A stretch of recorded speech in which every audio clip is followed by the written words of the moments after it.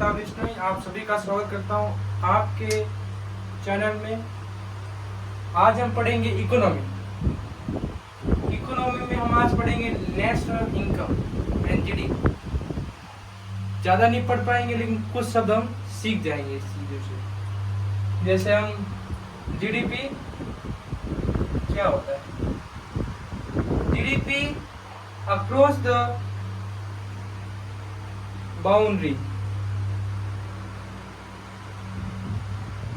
Boundary के अंतर्गत जो चीजें होती है वो जीडीपी कहलाती है। जीडीपी हर चीज से बढ़ सकती है। जैसे एक भूकंप आया और वहां पे बिल्डिंग गिरी तो उसको वापस रिकंस्ट्रक्ट किया, उससे भी जीडीपी बढ़ती। जीडीपी हर चीज से बढ़ सकती है। इंडिया की जीडीपी अभी 4 ट्रिलियन है,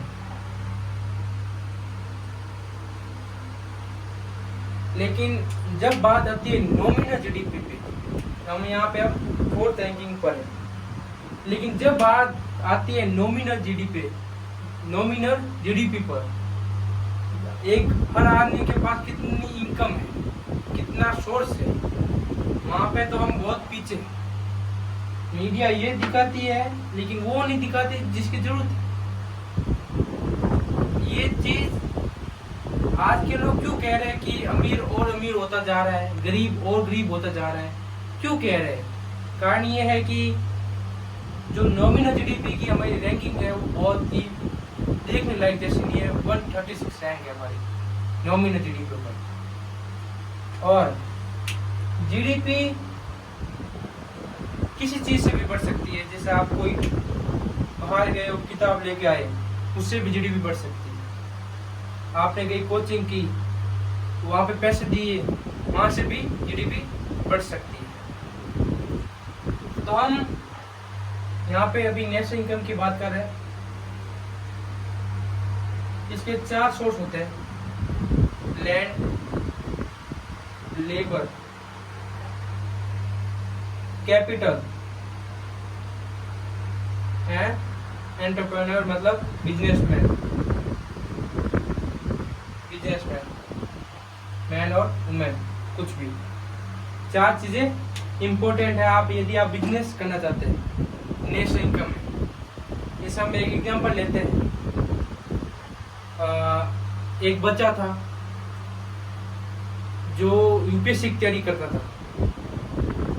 मानते हैं वो एक लड़का ए था, तो एक था बी। दोनों ने अच्छी तैयारी करी, दोनों के पास सेम रिसोर्स थी, दोनों ने सेम कोचिंग ली और दोनों रेगुलर क्लासेस लेते थे। लेकिन ए में ये गलती रह गई, ए जो था ये लग गया 2026 में, इसने पूरी अच्छी तरह से तैयारी करी। लेकिन जो बी जो था उसका सिलेक्शन नहीं हुआ, क्योंकि वो तो एंजॉय करने लग गया। घर में इसकी शादी, उसकी शादी, उसका बर्थडे, वो ये, तो इसका सिलेक्शन उस टाइम पे नहीं हुआ। इसका सिलेक्शन हुआ जाकर 2029 में, ये वापस स्टडी पर आया, उसने इसका सेम रिसोर्स किया।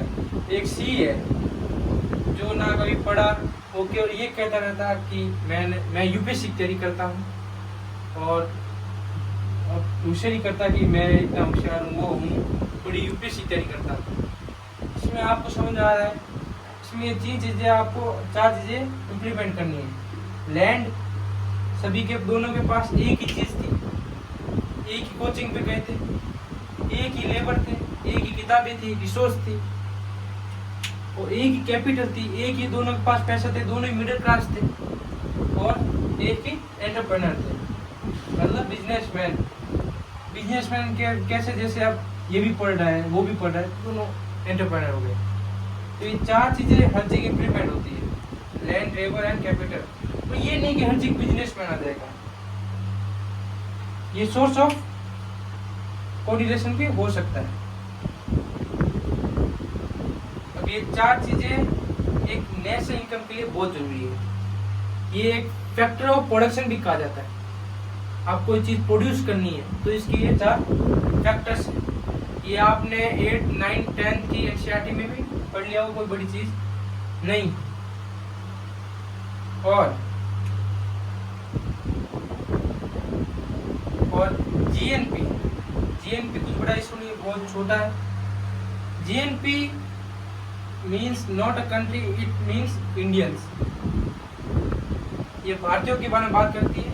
अक्रॉस द वर्ल्ड जहां पर भी भारतीय है, इंडियंस है, वहां की जीडीपी वो कितना कमा रहे हैं, वो कितना प्रोड्यूस कर रहे हैं, कितना कमा रहे हैं, वो ऐड होता है जीएनपी में। जीएनपी अब आपके तो जीडीपी या पूरी सही है, जीएनपी के पूरी सही नहीं हो सकती, करेक्ट नहीं मिल सकता, बट अप्रोक्सीमेटली इतना ही होता है। इसलिए तो कहता है बिल बहुत जरूरी है, बिल की बहुत आवश्यकता है। यही टॉपिक थे आज के, जीडीपी, नेशनल इनकम और जीएनपी। बाद में हम इनको थोड़ा डीपली पढ़ेंगे, ऐसे यूपीएससी क्या चाहता है, इस पे क्या सवाल पूछे हैं, क्या पूछ सकता है, किन चीजों पर फोकस है। इन चारों पे बहुत ज्यादा फोकस है, जीडीपी और नेशनल इनकम पर। नेशनल इनकम और जीडीपी एक बहुत बड़ा चैप्टर है, लेकिन लड़के इस पे फंस जाते हैं, इतने चैप्टर लेते हैं लेकिन इससे ही कम से कम 2-3 सवाल आ जाते हैं यूपीएससी प्रीलिम्स। बहुत बड़ी चीज है, इसलिए इसको थोड़ा ध्यान से पढ़ोगे तो अच्छा हो जाएगा। धन्यवाद।